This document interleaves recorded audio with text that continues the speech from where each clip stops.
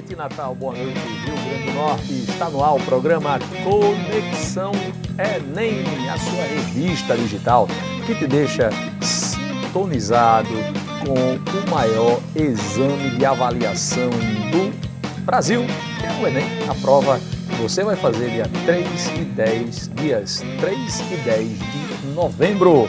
E hoje nós vamos falar de educação, vamos falar de biologia, vamos falar também de algo muito bacana com a nossa convidada que já está aqui presente, minha amiga Jéssica. Boa noite, Jéssica. Boa noite, João. Boa noite, olha aí, pessoal. Olha, chegou toda animada. Você tá, sim, você é sempre assim? Sempre, claro. Muito bem. Jéssica, você fez Enem, você foi minha aluna, foi? Exatamente. Rapaz, esse Conexão Enem, avisar a produção, que esse Conexão Enem está virando um programa de ex-alunos. Verdade. Aí não está dando certo, não. Já veio muito ex-aluno aqui este Muito, ano. já acompanhei muitos aqui. Mas no segundo bloco, a partir do segundo bloco, tem uma atração internacional. Né, Jéssica? Jéssica já viu, tá nos Já troquei um papo, já bateu um papo. Vai ser bem legal, viu, galera? Vai ser legal. Olha, acompanha. Você aí que está acompanhando o programa, no próximo bloco vai ser sensacional. Atração internacional. Não vou anunciar quem é, vai ser surpresa para você.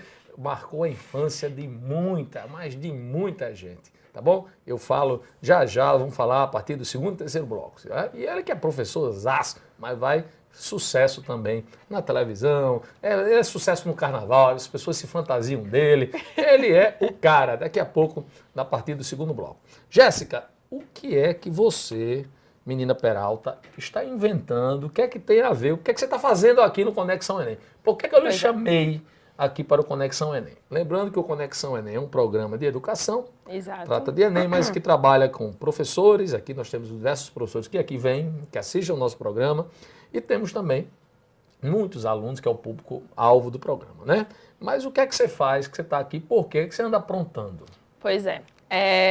Recentemente, tem um mês, né? Lancei uma empresa agora em parceria com uma grande amiga, que na verdade tornou-se amiga no final do ano passado, onde eu a conheci num curso online de criatividade. Ela é de São Paulo, a Sabrina. E aí a gente resolveu montar essa empresa, a Slidee, que a proposta é apresentações de slides criativas. Então, o que a gente entrega ao nosso público-alvo, que é um dos principais motivos para a gente estar aqui, né, gerando esse contato, esse relacionamento com o público do programa, é entregar essa comunicação por meio dos slides, né? Os slides é só a ferramenta que a gente usa para estar entregando esse conteúdo de forma criativa e diferenciada. Devagarzinho, deixa eu só para a gente chegar lá. Você, meu amigo professor, inclusive o professor que está aqui nos bastidores, preste atenção, que você faz uma aula bacana, viu, Kiko? Olha, daqui a pouco, preste atenção, vem o material da Jéssica, que é fantástico. Sim. Jéssica, qual é a sua formação? Você foi minha aluna na terceira série do ensino médio. Depois você foi minha aluna na faculdade. Exato. Se salvo engano, em administração, exato, né? Exato. Qual é a sua formação? Fala pro jovem, fala também, quando a gente mostrar aqui, eu quero que você fale no decorrer desse momento, dessa sua participação, que isso tem a ver hoje com novas tecnologias, com o incremento de uma aula, na educação. Eu queria que você falasse da importância disso também, desses cursos online. Parece que esse é um caminho sem volta também na educação. Mas vamos lá, começa com a tua formação, fala telespectador, você é mais agitada do que eu. Fala devagar, que televisão eu sou formada em administração, tenho especialização em marketing estratégico e consultoria empresarial. Já fiz alguns cursos na área de marketing digital, na área de criatividade. E o link que a gente fala muito hoje em dia é conteúdo. Então, quem está nessa área de marketing digital, principalmente, precisa estar se reinventando e buscando conhecimento de fato, porque o que a gente aprende hoje já está obsoleto amanhã. Então, é muito importante o jovem, não só o jovem, mas todos os profissionais, para se diferenciar no mercado, tá buscando sempre esse tipo de qualificação. Seja online, seja um curso presencial, mas nunca deixar de perder esse time de estar sempre se qualificando, sempre reciclando conhecimento, porque a gente sabe que conhecimento é para a vida e a gente tem que sempre investir realmente nisso, de fato. Isso, bacana. Vamos, produção, põe um slide aí, produção, para a gente ver na tela. Olha aí, essa é a apresentação bacana da empresa, apresentações, Slidee. Slidee, exato, Slidee. Correto. Então vamos ver o que é essa empresa. Fala um pouquinho, Jéssica. Você vai aparecer no cantinho ali. Você tá meu bonequinho aí, você tá vendo, né? Mas coloca a Jéssica aí também no cantinho, produção, para ela aparecer enquanto ela fala. Aí, ó, do lado do bonequinho. Legal. Isso, vamos lá. Bem fala fininha. aí o que é detalhadamente, porque o público está vendo em casa a imagem, né? Sim. Vamos lá. Tá, então, a Slideer surgiu tem um mês e meio, mais ou menos. Na verdade, é o lançamento da empresa, mas a ideia surgiu há um tempo já com outro amigo, que na época, justamente por perceber essa necessidade de mercado, de não se ter quem fizesse apresentações diferenciadas, apresentações criativas, leves e objetivas, a gente, numa necessidade nossa de precisar de um material para apresentar, a gente teve essa ideia. Por que não a gente se juntar a um design gráfico, que é a pessoa que desenvolve as artes, para fazer isso e ofertar isso para o mercado? E aí isso tem mais ou menos um ano e meio, mas a ideia não foi para frente. E aí quando foi no finalzinho do ano passado, fazendo esse curso online de criatividade e trocando ideia com o pessoal que estava fazendo o curso, eu conheci a Sabrina e ela é design gráfica. E eu trocando ideia com ela sobre a proposta da empresa, ela super topou. E aí a gente lançou e tem um mês e meio mais ou menos. E o nosso objetivo é esse, é levar... Vamos ver quem são vocês aí, tá Exato. Vendo? É levar apresentações diferenciadas, né? Eu sou aqui de Natal, né? Então eu sou eterna empreendedora, sou consultora de marketing, formada em administração. E a Sabrina é de São Paulo. E uma curiosidade, a gente nunca se viu pessoalmente, né? O mundo digital tá aí para facilitar isso. Então, a gente só se conhece via Skype e via Hangout. Então, a Sabrina é de São Paulo, é formada em comunicação e está estudando agora o curso de design gráfico. Bacana. Deixa eu só dar uma dica para você aqui. Os nossos microfones da TV Assembleia são muito sensíveis, certo? Tá. Seu cabelinho está batendo no microfone, isso está gerando para o telespectador em casa um chiadinho. Programa ao vivo a gente faz assim mesmo, tem de explicar, né? Então, e a gente não percebe aqui, mas aí a voz do além já me avisou, o ponto eletrônico, já me avisou que está saindo a voz do além, quem comanda a voz do além é Geraldo. Não vai atrapalhar mais. Geraldo avisou, tá? Então segura o cabelo aí atrás, tá bom? Tranquilo. Só pra gente não interferir no som do microfone, para que o pessoal em casa possa acompanhar. Tá. Vamos ver, eu tô vendo aqui, essa imagem que tá agora bem bacana, que ilustra bem o que você tá falando do programa. Põe na tela, produção, falando do projeto. Profissionais de todas as áreas, palestrantes, professores, gestores, consultores, que querem se destacar com apresentações impactantes, interativas, que entregam conteúdo de modo claro e objetivo. Eu quero isso. Eu sou um cliente. Exato. Slide, né? E aí o Conexão Enem vai ser um cliente Slide. Então, o que nós queremos fazer? Todas as nossas aulas aqui no programa Conexão Enem, todo o nosso material que vai aparecer na tela, a partir dos próximos programas, viu, Leandro? Alô, Leandro Menezes, se liga. Sempre Leandro. Vai mandar para o pessoal do Slide, né? Exato. E vocês vão preparar umas apresentações interessantes para a gente colocar aqui. Então, a partir de hoje, no próximo programa, você veio aqui, está apresentando e o nosso telespectador vai se acostumar com esse layout diferente do Slide. Exato, diferenciado. Ok? Correto. Vamos ser clientes do Slide. Então, necessidade do mercado. Hoje, cada vez mais as empresas estão se reunindo, o professor ele tem de atrair o aluno, porque hoje, João Melo sabe disso, daqui a pouco aqui a nossa atração internacional, Kiko, ele sabe disso, hoje o conhecimento não está mais na escola. O aluno não precisa ir mais à escola para ter conhecimento, ele encontra conhecimento em qualquer lugar, não é? Então a escola tem de se tornar atraente. Consequentemente, o professor também ele é um gestor de aprendizagem. Sim. O professor hoje é um mediador de conhecimento, ele é o detentor do conhecimento, ele faz essa mediação. Então, quanto mais ele atrair um aspecto visual, né? Chamando quanto a atenção... mais ele se diferenciar, né? Isso, exatamente. Então, põe aí, produção, mais um slide para a gente ver, e a Jéssica Unicaia. Uma apresentação como vai, Jéssica? Você, que os telespectadores preferem a sua voz. Então, uma apresentação comum, ela pode desperdiçar grandes possibilidades de negócio, né? Que é o que normalmente a gente costuma ver no mercado. Então, as apresentações não são pensadas com esse olhar, com essa pegada criativa. Então, por isso, conseguir realizar uma apresentação original e criativa é um grande desafio, mas que usando recursos e ideias criativas podem colaborar para uma apresentação bem impactante, né? Gerando grandes resultados aí para quem está apresentando.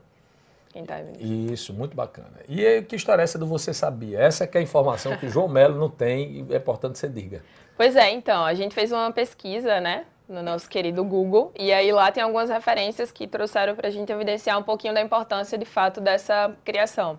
Então, 96% dos professores que usam essas apresentações digitais, a gente sabe em sala de aula, afirmam ter suas habilidades ampliadas, né, como docentes. E 97% das pessoas entenderam exatamente a ideia do Steve Jobs em sua apresentação do iPhone. Então, assim, a clareza e a objetividade dele na apresentação que ele fez do iPhone, 97% das pessoas entenderam perfeitamente.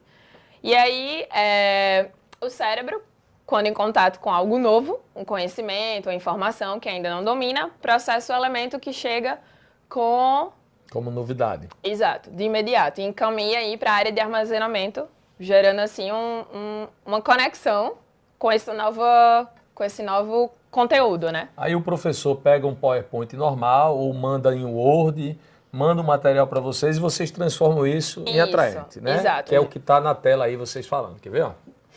Não é isso? Isso, exato. A nossa entrega, né? São apresentações exclusivas, a gente tem esse contato direto, normalmente a gente senta com o cliente, escuta a demanda, observa um pouquinho qual é o objetivo dele e aí a gente cria também, sugere a sugestão de um conteúdo em cima do que ele está buscando para essa apresentação, né? Porque cada apresentação tem um objetivo fim, então.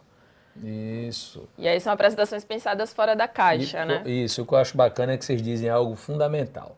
Não queremos que o seu slide seja seu amuleto, ele precisa ser o seu plus. Né? Você não pode transformar a sua aula, é o slide. Não, o slide é algo a mais. A essência da apresentação está no autor, na pessoa, no palestrante, no professor. Não é isso? O slide não vai roubar a atenção dele, para a gente não achar que a ideia é essa, né? Exato. Quem detém o conteúdo é quem está ali apresentando, né? Sim, bacana.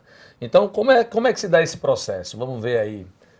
Falo que é briefing, porque o João Melo, ele é de biologia, ele é muito bom, é internacional, ele já está até com aulas fora do país, daqui a pouco ele vai, mas nem todo mundo... Vai falar um pouquinho. Fala aí do briefing, por exemplo. Então, o briefing nada mais é a ideia relatada, é o objetivo sendo relatado da apresentação que a pessoa, né, no caso aí nosso público, quer. Então, o briefing são as ideias pontuadas,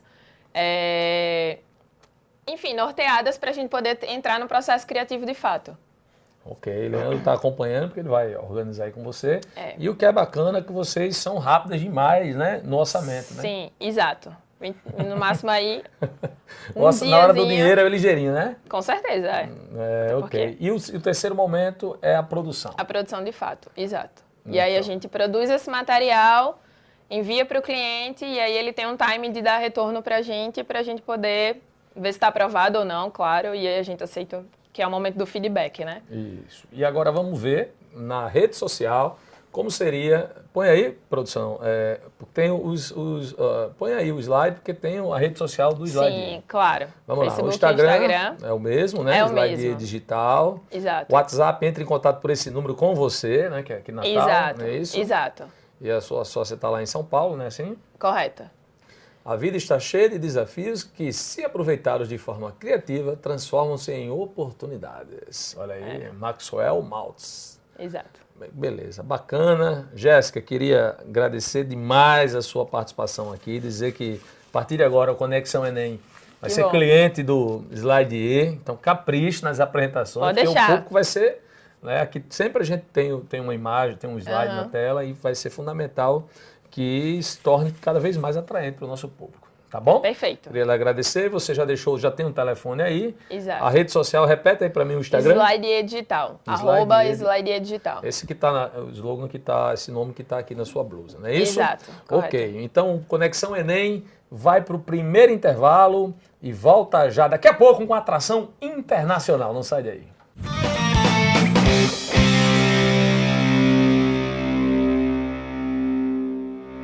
De volta com o programa Conexão Enem, ao vivo aqui pela TV Assembleia, a TV a serviço da educação. E agora com o nosso amigo professor de biologia, ele que é internacional, meu amigo João Melo. Calma, rapaz, João Melo, não é João Melo não, seu nome? Só João Melo, né? João Melo. E eu disse o quê? João Melo, professor de biologia internacional, parceiro, bem-vindo do Conexão Enem, bem-vindo mais uma vez. Sempre mais uma temporada, aqui, né, João? Estamos com juntos certeza. Aqui. João que é parceiro de todas as horas, há muito tempo que a gente dá aula junto, né? Muito tempo mesmo, né, João? Não vou nem dizer. Mas faz, eu acho que depois de 1996, qualquer ano tá valendo aí. Eu fui seu aluno, né? Não, isso não. Aqui tem vindo muitos alunos meus, mas o telespectador vê, tá na cara que você não foi meu aluno. Não venha com essa, amigo. Não venha com essa. João, o que é que está havendo em biologia? O que é mais importante hoje para o nosso telespectador? E o seu aluno que participar aqui, vamos ver quem vai participar mais. Seus alunos, começa dando boa noite, manda um alô para a galera, seus alunos que estão nos acompanhando, né? E eles podem participar pelo WhatsApp. Produção, o WhatsApp do programa, cadê a chamadinha? Manda mensagem para cá, olha aí. Cadê a vinhetinha do WhatsApp? Atenção. Aí, garotinho. Então, 98840-2912, participa aqui com a gente. E João Melo, por favor, João, que tema é esse, meu amigo? Impactos dos acidentes nucleares. Bacana isso, hein? Isso a gente escolhe geralmente os temas que estão relacionados, João, com a possibilidade de realmente as questões caírem. Claro. Né? A gente tem que trabalhar com essa possibilidade. E a gente percebe nos últimos anos que há uma margem maior de chance de cair questões que se relacionam com a integração entre a ciência da natureza. Então a gente percebe, por exemplo, que tem questões que o aluno começa fazendo pensando que é uma questão de biologia e termina em química. Começa uma questão de química e termina em biologia. Então eles estão fazendo... O Enem faz muito isso, né? Eles estão juntando os conteúdos. E o tema escolhido, que é energia nuclear, é um tema que provavelmente vai estar na prova desse ano. E ligado um pouco à parte biológica, a gente vai ver os efeitos. A gente sabe, João, que existe o lado positivo da utilização de energia nuclear. A gente não pode deixar isso de lado, porque realmente isso é possível. Mas o foco da gente hoje vai ser em cima dos efeitos negativos. O que a radioatividade pode proporcionar nos chamados acidentes envolvidos, como Chernobyl, como Fukushima no Japão, né? Foram acidentes que resultaram em muitas mortes. Por exemplo, Chernobyl, de imediato, 2.000 pessoas morreram. Hoje o governo ucraniano já publica, inclusive, e aceita que o efeito disso gerou mais de 15.000 mortes. Ou seja, não é uma radiação que causa o efeito só naquele grupo de pessoas que estão ali no local. Ele pode ser propagado para os descendentes. E essa alteração, ela perpetua por muitos anos e acaba levando a esse índice maior de mortes. E esses efeitos não estão apenas vinculados a alterações no DNA, porque isso pode proporcionar mutações, mas também no meio ambiente. Porque o meio ambiente acaba sendo também prejudicado. Pegando um exemplo da própria Chernobyl, que a gente vai abordar aqui, essa grande explosão que aconteceu gerou um impacto grande em relação à fixação desses agentes radioativos no solo, nas águas, e isso acabou chegando nas populações, porque essas águas elas trafegam por uma área grande no próprio local e se expandem para outras áreas e atingem pessoas que não estavam nem próximas. E isso acabou realmente viabilizando o que nós chamamos de bioacumulação dentro de uma cadeia alimentar, e isso propagou para um vegetal, para um ser vivo de nível trófico, o pessoal está estudando vai lembrar, de nível trófico 2, 3, 4, e isso perpetuou em problemas. Então, esses problemas são analisados. Eu quero sempre deixar bem claro que a aula de hoje em especial ela é voltada para essa problemática. Agora, lógico... Volta aí só um minutinho.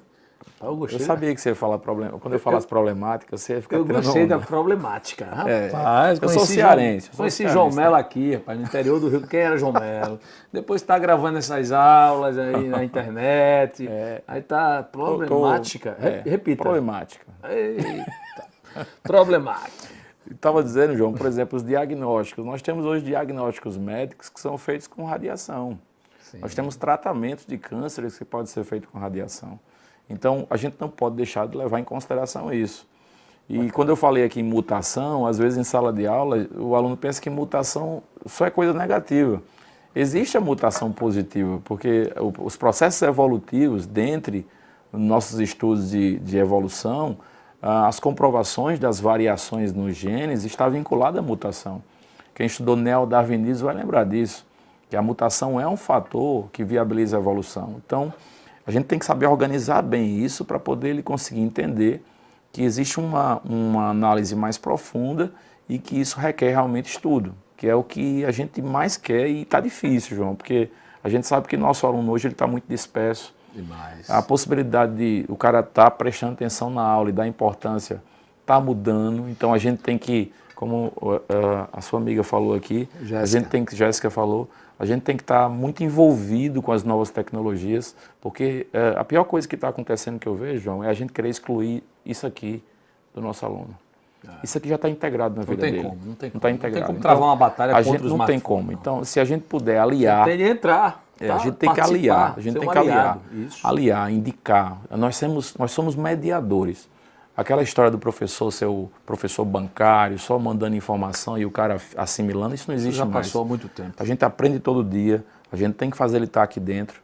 Agora, saber organizar, como é que ele tem que procurar isso? Onde ele vai fazer isso? Então, esse tema, por exemplo, é fácil de encontrar em qualquer lugar, mas nós temos o papel de saber indicar onde é que ele vai procurar adequadamente para poder ter esse conhecimento. Sem dúvida, é verdade, João. E assim, eu fico prestando atenção a isso, pensando, né, como a escola também demorou a acordar para isso. Né? E algumas nem acordaram ainda. Algumas nem João? acordaram ainda. Nem Imagina, ainda. João, que nós temos um seguinte, uma escola, quando nós estudamos, e muitas vezes a escola em que nossos filhos estudaram ainda está na mesma disposição, do mesmo jeito.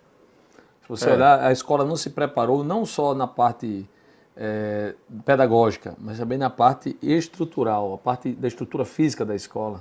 Você já reparou? A disposição das salas, das carteiras, todas do mesmo jeito quando nós éramos alunos. Eu, aluno, por exemplo, do ensino fundamental na década de 80. Você, por esses cabelos brancos, aí 60, 70, né? Em fundamental. Pelos cabelos brancos dá para ver. Então, assim, brincadeiras à parte, mas não é verdade? Se a gente entrar na sala de aula da década de 70 e olhar... Não muda muito. Muda muito. Isso então, pode ser bem mais para trás, viu, João? Mais. Detalhe, eu me lembro de um coordenador que, quando eu passei um meu e-mail para um aluno, ele me proibiu. Ele disse, não existe contato. E-mail? Não, e-mail... Mas João, o que aconteceu, né? Eu me lembro que quando eu adotei um livro de Luiz Fernando Veríssimo, Comédias para se ler na escola, eu tive de sentar, justificar. A coordenadora me chamou a atenção. Eu perguntei, por que eu não posso adotar esse livro? Não, porque tem um exercício, aquele livro paradidático que vinha com exercícios prontos. Eu disse, por que não a leitura por prazer? Né? Porque o livro de Luiz Fernando Veríssimo, o aluno queria ler. Porque não tem um exercício. Tem de ser um editor daqueles paradidáticos. Isso em 2000. Nós estamos 19 anos depois e a gente não conseguiu formar gerações de leitores, cada vez mais vem diminuindo. Por quê? Porque a leitura, quando era feita na escola, é feita de forma obrigatória. O aluno não tem vontade de ler. E hoje, onde é que ele lê? Cada vez menos em livros. Eu mesmo, quando viajo, até por uma questão de economia de espaço, na bolsa de mão, na bagagem de mão, eu levo o meu Kindle, né? Para eu ler no meu leve. Então, que é um computador, que é uma espécie de tablet que a gente comporta os livros. Então, hoje há diversas maneiras, na verdade, a gente estabelecer essa conexão. O que importa é ele estar lendo. Ele leia. Leia. Ele está lendo. No celular. Então, quando o aluno migrou para o celular, a gente viu que o celular não era uma forma de... Não tinha como brigar contra o celular. O que você tem de fazer? Trazer como aliado, como você disse. Né? Então, eu comecei a participar de grupos de WhatsApp com a minha turma e comecei a mandar os textos para eles lerem lá. No WhatsApp por lá, mandar a aula já ia pelo grupo da turma, a aula de amanhã eu já mandava hoje no grupo da turma, olha, a aula vai ser amanhã, vai ser essa aí, ó, veja aí. Então isso, o professor tem que usar isso como aliado e não como adversário, não é verdade, João? Com certeza. Vamos voltar para a energia nuclear? Vamos lá. Vamos lá, põe na tela, tem um slide aí do João, acho que ele vai começar falando disso, né? Olha, nós colocamos aí que a energia nuclear ela tem como principal fonte o mineral radioativo de urânio, né? Você gostou do bonequinho? O meu ficou bonito, agora no seu ficou meio diferente, né? Eu tô ali, ó. Isso é uma caricatura, elegante como sempre.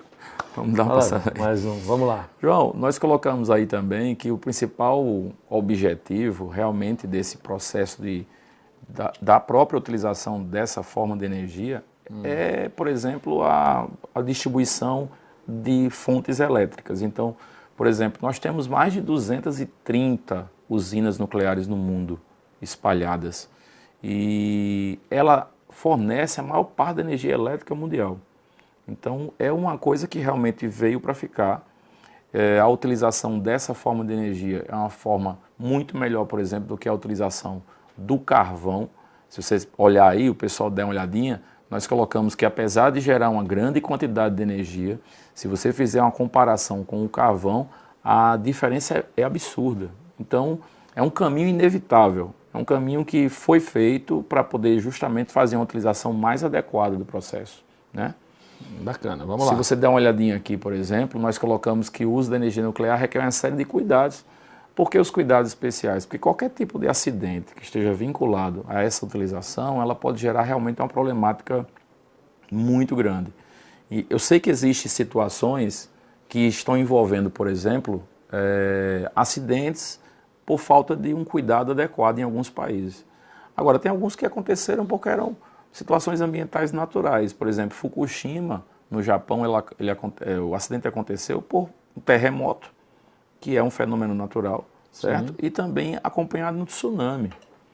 Então, aconteceu, talvez no Japão não fosse o melhor local para fazer uma usina como essa, apesar de toda a tecnologia que é envolvida, mas existe a possibilidade realmente dessa forma de utilização energética gerar seus efeitos colaterais que são considerados negativos.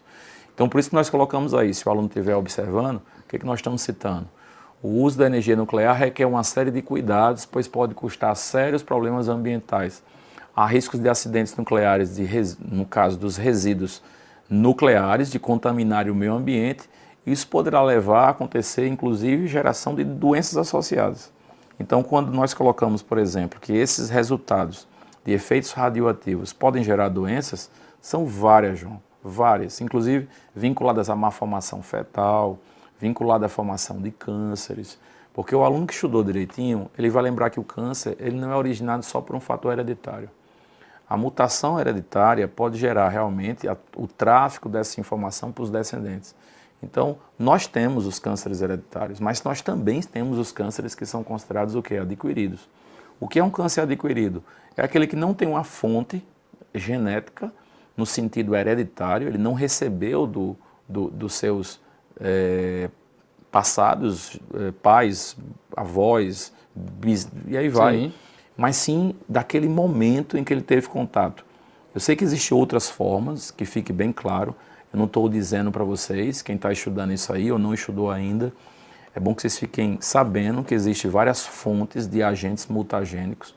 E quando a gente fala fonte de agente mutagênico, é porque nós temos drogas, nós temos outras formas de se viabilizar uma mutação que gere câncer, por exemplo. É porque o nosso tema está vinculado a isso. Vamos lá. Eu queria lhe perguntar, antes de você passar para esse tema de Chernobyl, né? Que é um tema importante, claro.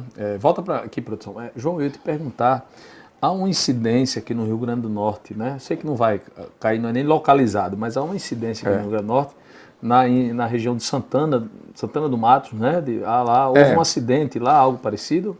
João, na verdade, não é um acidente, mas é uma doença genética de cunho autossômico, que a gente chama, Sim. que aconteceu nessa região, porque existia nessa região um vínculo familiar. Então, a gente sempre tenta colocar para os nossos alunos que não obrigatoriamente, quando há uma união entre indivíduos que são da mesma família, vai gerar uma doença. Por exemplo, um primo casar com uma prima e ter um descendente, vai ter um descendente com problema.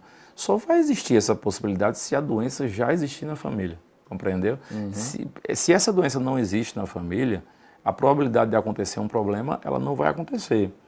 Nós percebemos em outros mamíferos que isso não acontece. Então, nós não somos diferentes. A possibilidade vai aumentar de uma doença ser propagada para os descendentes, quando há uma união familiar, ocorre quando ela já está presente.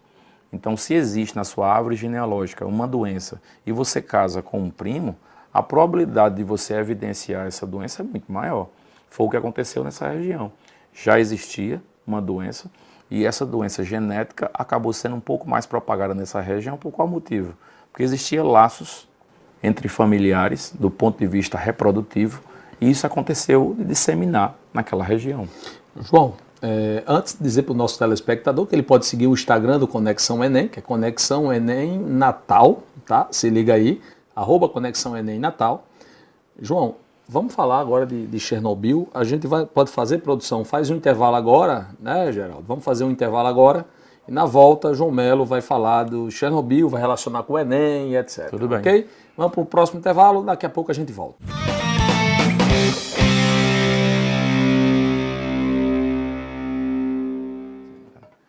Estamos de volta com o programa Conexão Enem, aqui pela TV Assembleia, a TV a serviço da educação. E hoje, professor, já tivemos Jéssica do Slide, aqui já fez a propaganda, mostrou um projeto muito bacana. Vou mandar meus slides para ela. Vai te mandar também. E agora nós estamos com a atração internacional do Que nosso só programa. ele, só em Natal, só você fala nisso. Só eu falo Mas nisso? ninguém não pegou. Foi aqui, rapaz. O povo avisou. Inclusive já mandaram até foto sua. Tudo conversa. Já mandaram até foto sua, fantasiado, mas ele tá diferente, você não tá reconhecendo. Dá um close nele, produção, olha aí. Nosso amigo Kiko. Mais magro. Kiko mais magro, tá em forma. Kiko do Chaves, olha aí, essa bochecha inconfundível. Até Calanguinho gosta dessas suas bochechas, João Melo. Meu amigo João, vamos falar do acidente nuclear de Chernobyl. E houve 15 mil mortes lá, cara. E como foi isso na década, em 1986, Foi, não é assim? 86. E isso esteve no Enem. Teve. Não é assim? Então Teve, fala sim. aí, vamos lá, Eu põe na até tela. trouxe uma questão também Pronto, para vamos ver, vamos ver. analisar. Vamos ver. Põe na tela a produção aí. João Melo vai falar um pouquinho desse acidente, né? Nós Fala. colocamos Chernobyl como exemplo porque a gente acha realmente, João, pelo histórico de questões que vem acontecendo, que o aluno tem que ter cuidado. Não só com o que aconteceu em Chernobyl, mas outras formas de situações que possam levar a alterações, por exemplo, no DNA. Mas Chernobyl foi um caso que chamou muita atenção mundial. Foi realmente em 1986. E essa grande explosão acabou acarretando de imediato, como eu falei no início do programa, da nossa participação, de 2 mil mortes, né? E o que deve se levar em consideração, que é muito importante que o nosso aluno lembre, é que essa radiação, ela não afetou apenas as pessoas que de imediato vieram a óbito, mas também aquelas pessoas que conseguiram sobreviver. E as pessoas que conseguiram sobreviver, elas acabaram sendo afetadas não só numa linhagem de células somáticas, mas também de células germinativas, que a gente vai abordar aqui para vocês. Motivo das diferenças que eu estou colocando para vocês agora, porque são diferenças técnicas que você vai ter que ter cuidado na abordagem da questão. Eu costumo dizer sempre assim, conheço vários alunos que têm conhecimento, mas quando ele vai para a questão, para interpretar o que está acontecendo na questão, às vezes ele não sabe resolver a questão. Então, aliar, por exemplo, o conhecimento, isso é muito importante. Então, se você der uma olhadinha nessa questão que nós estamos colocando, que aconteceu no Enem, você pode ler. Eu vou comigo? ler, você vai, né? Certo. O acidente nuclear de Chernobyl revela brutalmente os limites dos poderes técnico-científicos da humanidade e as marchas a ré que a natureza nos pode reservar. É evidente que uma gestão mais coletiva se impõe para orientar as ciências e as técnicas em direção a finalidades mais humanas. Guattari, As Três Ecologias, São Paulo, 1995, adaptado. Isso. E diz a questão. Posso ler? Pode ler, João. O texto trata do aparato técnico-científico e suas consequências para a humanidade, propondo que esse desenvolvimento...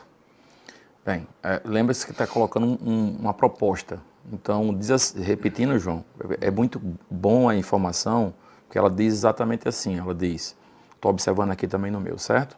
Diz, é evidente que uma gestão mais coletiva se impõe para orientar as ciências e as técnicas em direção a finalidades mais humanas. O que seria uma finalidade mais humana? Seria aliar, por exemplo, num plano de sustentabilidade. Porque a palavra sustentabilidade, ela tem origens extremamente variadas. Até na empresa você pode falar em sustentabilidade, concorda?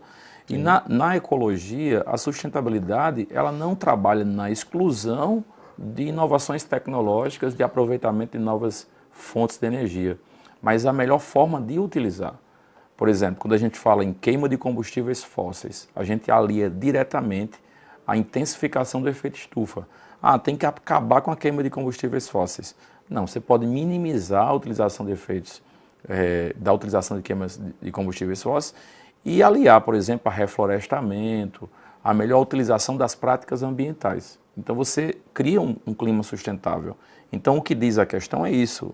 Repetindo, o trecho trata de um aparato técnico-científico e suas consequências para a humanidade, propondo que esse desenvolvimento, aí tem na letra A, defina seus projetos a partir dos interesses coletivos. Eu não vejo nada errado nessa informação, por qual motivo? Porque se o interesse for coletivo e esse interesse for adequado às condições que estão relacionadas, é isso que a gente quer. A gente quer que haja inovações tecnológicas, que haja utilização de energia nuclear, ok, mas que essa utilização seja preocupada com a possibilidade dos efeitos colaterais na população.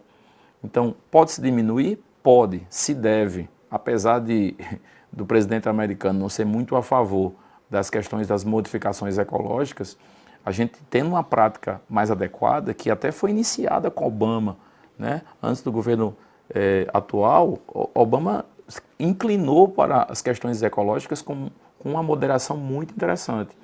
Infelizmente, Trump, quando veio a assumir o governo americano, isso mudou radicalmente e as práticas antigas voltaram a acontecer. Por exemplo, se o aluno observar a letra B da questão, veja como é diferente. Guia-se por interesses econômicos prescritos pela lógica do mercado. Isso não é um interesse coletivo. Se fosse coletivo, a gente não poderia analisar como forma de interesse econômico, restrito, Claro. na visão, por exemplo, americana atual. Por exemplo, priorize, na letra C, a evolução da tecnologia se apropriando da natureza, mais uma questão inadequada, que foi feito anteriormente. Se apropriou da natureza? Sim. Pensou-se que era infinita? Pensou-se. E quando o homem começou a ver seus efeitos colaterais, isso realmente finalizou no que nós temos hoje. Mudanças ambientais, nós somos de uma geração que sabíamos épocas de chuva, nós sabíamos épocas, nós tínhamos aquelas vegetações de época, por exemplo, que a gente sabia que acontecia. As inovações tecnológicas vieram para fazer com que a gente tivesse, por exemplo, milho o ano inteiro. Agora, quando vê as mudanças ambientais, os impactos que estão acontecendo são muito grandes. A gente vê no nosso estado isso, a gente percebe as águas chegando mais próximas. Nós temos derrubadas, por exemplo, de áreas, de casas, como aconteceu no interior do estado. Então, isso está acontecendo por quê? Porque está mudando o clima. O clima está realmente mudando por causa da intensificação do efeito estufa. Na letra D diz, promova a separação entre natureza e sociedade tecnológica. Não se quer um coletivo assim. Por mais que você diga que a população ela tem que ser respeitada, existem as práticas tecnológicas e com inovação, com metodologia científica, é possível se averiguar até onde os impactos podem ir.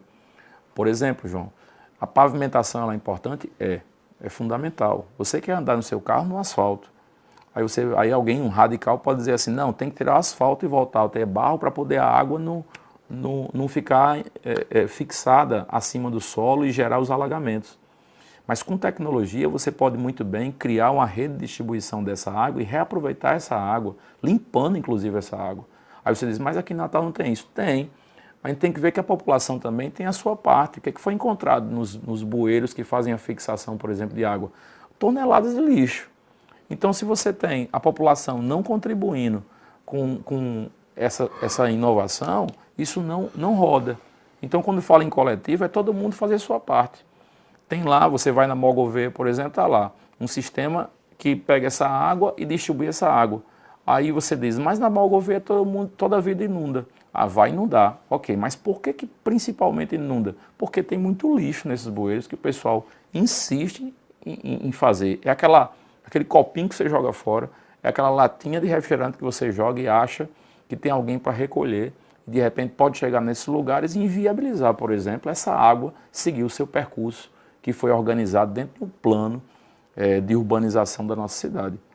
Na letra, por exemplo, tem que tem a gestão própria com o objetivo de melhor apropriação da natureza. Gestão própria individualiza. Se for analisado num plano coletivo, onde todos são beneficiados, a própria população tem que ter participação nessas inovações tecnológicas. Por isso que você vai ver aí, João, que a resposta certa realmente é essa. Definida seus projetos a partir de interesses do quê? Coletivos. Que todo mundo seja beneficiado com essas práticas tecnológicas. Vamos lá. Aí é o acidente nuclear de Fukushima, que aconteceu em 2011 no Japão, repetindo a sequência, né? Você vê isso nas aulas principalmente de geografia, 15 mil mortes. Lembrando, 15 mil mortes que estão vinculadas não só ao fator imediato, né? Mas também relacionado ao que aconteceu pós o contato de pessoas com esses agentes radioativos. Fukushima, quando o pessoal vê lá em geografia, por exemplo, esses assuntos relacionados, eles estudam localização e sabem que é uma região onde há um índice de terremoto muito alto.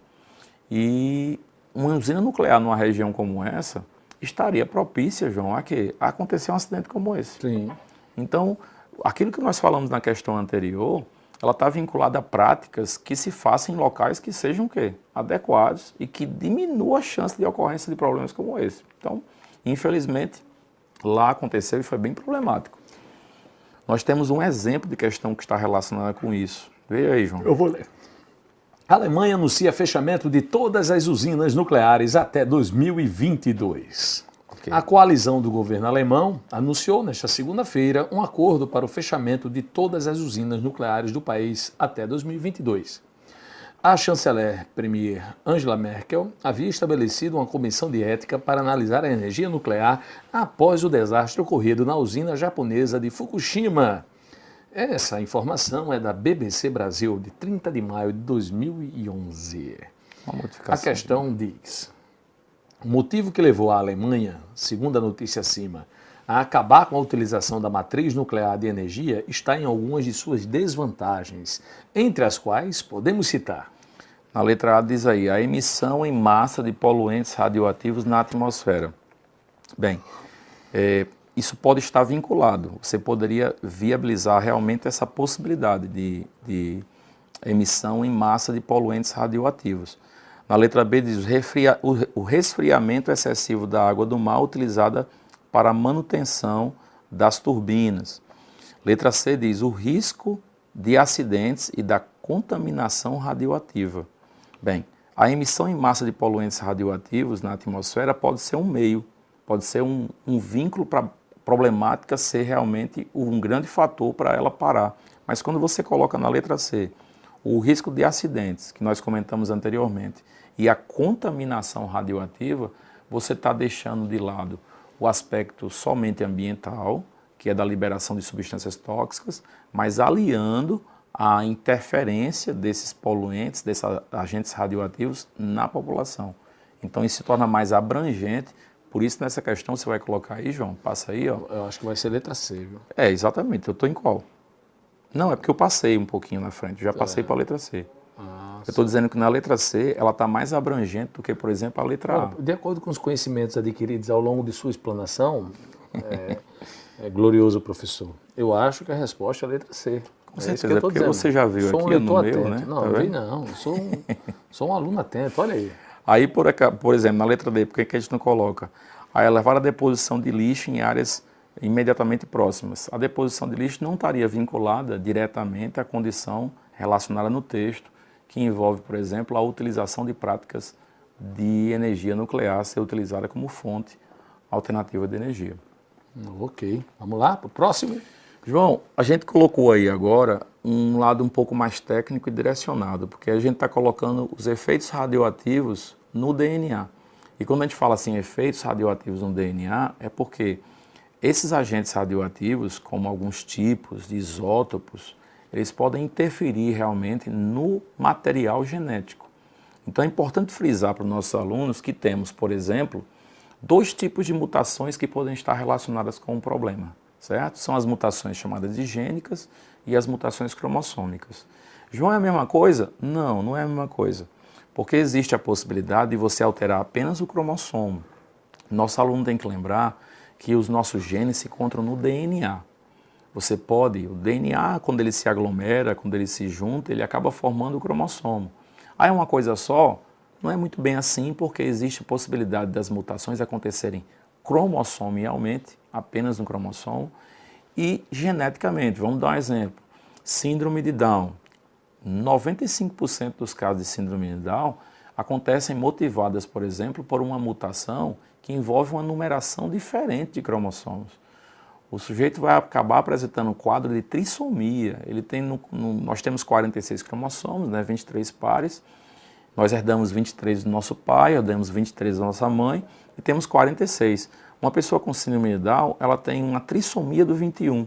Então, aquele par 21 que você recebeu do pai, que recebeu da mãe, por não disjunção cromossômica, ele acaba fazendo com que surja um terceiro cromossomo.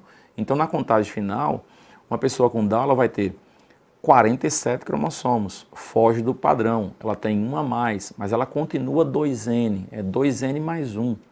Então você vai ter 47 cromossomos no caso dessa pessoa. Então isso não afetou os genes, compreende, João? Sim. Isso aconteceu de afetar o quê? O cromossomo. Uma mutação pode, sendo um cromossomo que afetar os genes? Pode, mas quando o gene é totalmente deletado, quando o cromossomo é deletado, a gente chama isso de deleção. Então, por exemplo, se eu faço uma análise de cariótipo, a análise de cariótipo, João, é quando você analisa a constituição cromossômica de alguém. Por exemplo, existe um exame chamado translucência nucal, que é feito no início do processo gestacional, e se verifica algumas formas de alteração que levam à suspeita, né?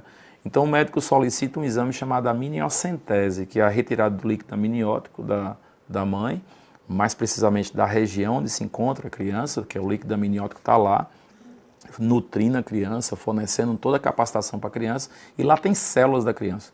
Então o que vai acontecer? Você retira essas células e analisa o cariótipo da criança. E esse cariótipo diz quantos cromossomos tem. Então você pode, durante a gestação, já saber que essa criança tem um número errado de cromossomos. Inclusive, ver uma deleção, um pedaço de cromossomo sendo afetado, que é o que pode acontecer, por exemplo, quando há um agente radioativo.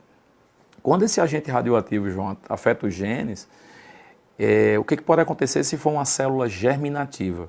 Porque essa que você está colocando aí é uma célula somática.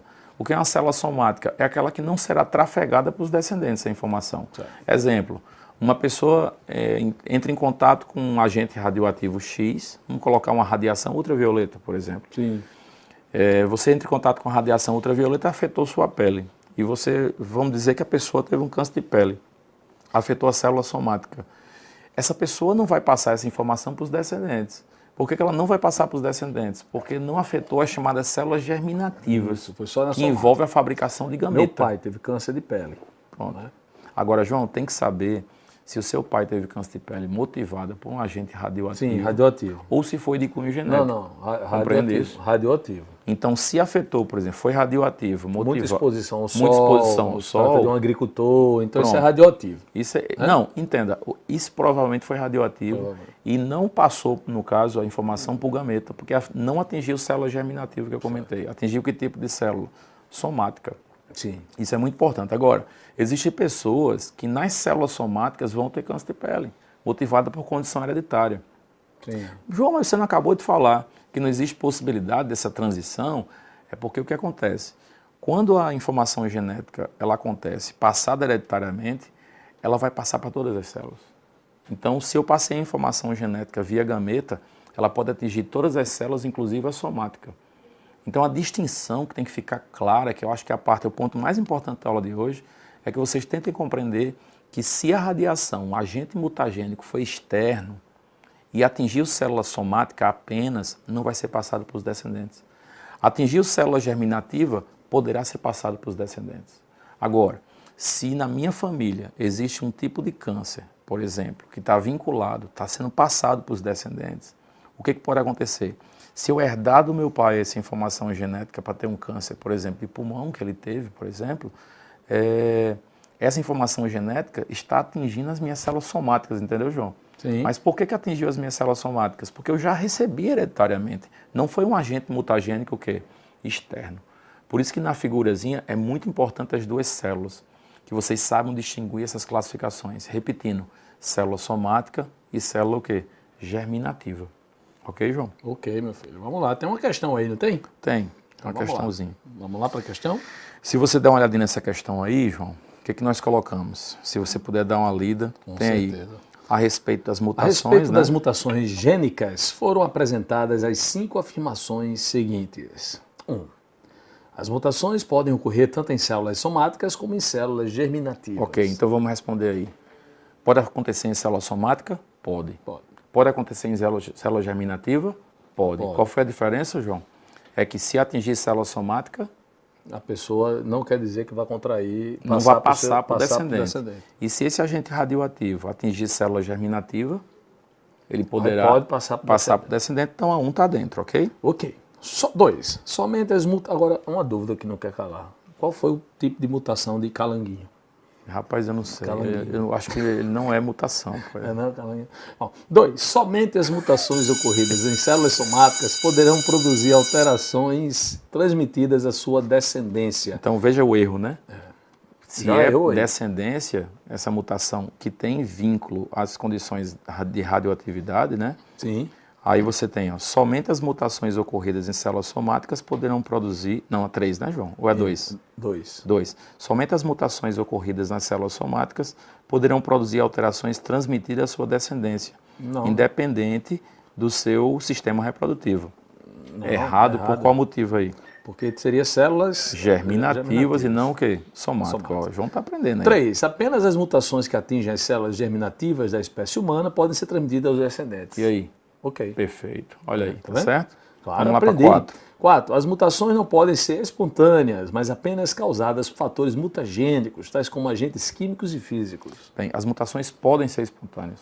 Podem. Podem acontecer aleatoriamente. Isso. Né? Então, essa 4 aí está fora, né? 5. As mutações são fatores importantes na promoção da variabilidade genética e para a evolução das espécies. Pronto, que é o contraponto aí da aula de hoje.